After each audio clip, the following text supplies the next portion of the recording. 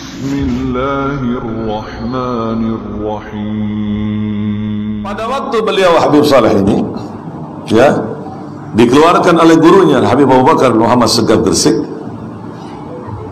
Habib Saleh dibawa ke Gresik. Pada waktu itu belum lahir Abah. Saya tanya sama Abah langsung waktu itu, ya, apakah Abah ada waktu itu Abah?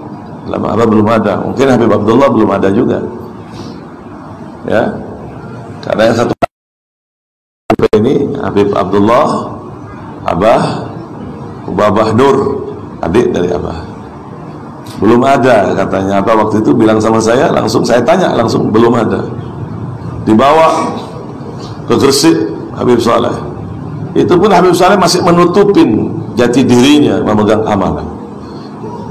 Di masjid Habib Abu Bakar ini penuh orang mengharap bahwa dia yang ditunjuk oleh Habib Abu Bakar menjadi wali kutub.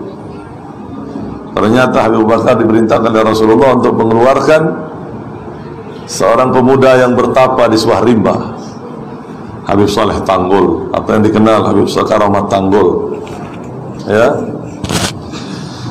Itu pun pada waktu beliau Habib Saleh pindah ke sini, singkatnya, ya, dibawa Habib Abdullah, Abah Nur pindah di sini waktu itu. Singkatnya Habib Saleh masih menutupin. Ini orang-orang wali ini tidak moro-moro duar, dia menunjukkan jati, dia menutupi. Karena menjadi orang wali mastur itu lebih enak gitu loh dibanding wali yang masyhur. Kecuali kalau sudah diperintah, dibuka sama Allah Ta'ala begitu. Manfaatnya biar dirasakan orang banyak begitu. Kenapa? Kalau wali mastur ini tidak menjadi rebutan orang, dia bisa ibadah nyaman, ya, tidak ada tamu di rumah dia dekat sama Allah Ta'ala, ya, tamu-tamu jarang-jarang lah begitu, tidak begitu dinampakkan sama Allah Ta'ala. Paham sampean? Jadi dia tidak sedikit ibadahnya dia sama Allah, banyak ibadahnya dia sama Allah Ta'ala. Kecuali kalau sudah dibuka sama Allah Subhanahu wa Ta'ala, sudah manfaatnya agar dirasakan orang banyak, agar menjadi pemimpin orang-orang saleh pada zamannya. Di Tanggul Habib Saleh masih menutupin jati dirinya. Bahkan sampai-sampai Umi saya sendiri tanya sama Habib Saleh, kenapa orang-orang sini kok biasa sama Abah? Kata Habib Saleh, orang sini banyak tidak tahu sama saya, kata Habib Saleh. Kalau saya mati nanti, dia akan tahu sama saya.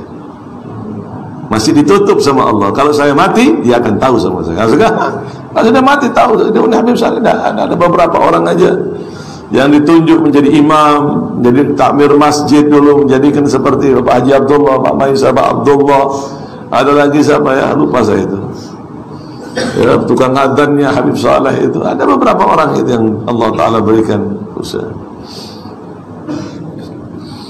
Nah, kebukanya ini waktu Habib Saleh ini sering ke Kuitang, ya, orang-orang khusus yang tahu sama Habib Saleh ini, ya, orang-orang yang mempunyai mata hati yang tahu bagaimana Habib Saleh. Pada waktu keluar dari Kuitang ini, Habib Ali tahu persis sama Habib Saleh. Doa kabul, doa kabul. Jakarta waktu itu tidak ada hujan 2 tahun sampai. Ini orang istighosah sampean banyak luar biasa, kata Habib Saleh, tapi ikhlas dalam hatinya tidak ada satupun. Begitu Habib Ali meminta kepada Habib Saleh untuk berdoa turunnya hujan, Habib Saleh hanya berdoa. Setelah berdoa dalam sekejap mendung pada waktu itu, ya, mendung pada waktu itu. Saat itu juga hujan, dan saat itu juga Jakarta banjir sampai.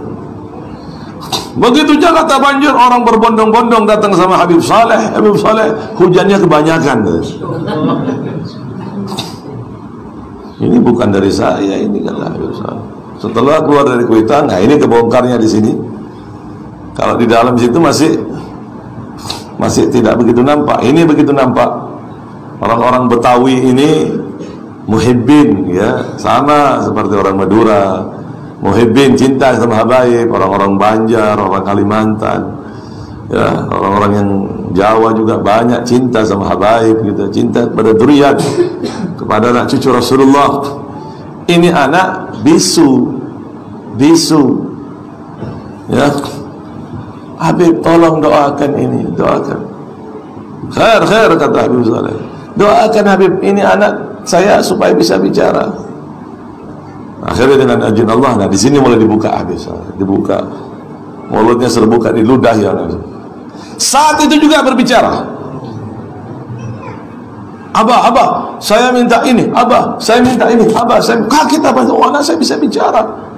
Dari itu dunia gempar dengan adanya Habib Saleh, dengan kekaromatan-kekaromatannya yang spontan. Ada orang wali itu karomatnya 1-2 hari.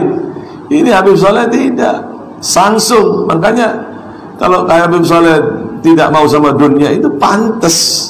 Karena semua dunia itu dibuka sama Allah Ta'ala, dikasih kuncinya dunia sama Allah Ta'ala. Habib Saleh tak oleh sekali. Habib Saleh berita Nabi orang adalah mikir sekali. Habib Saleh dah bikin dibuat surat apa sudah, dikasih rumah, dikasih mobil, dikasihkan orang lain.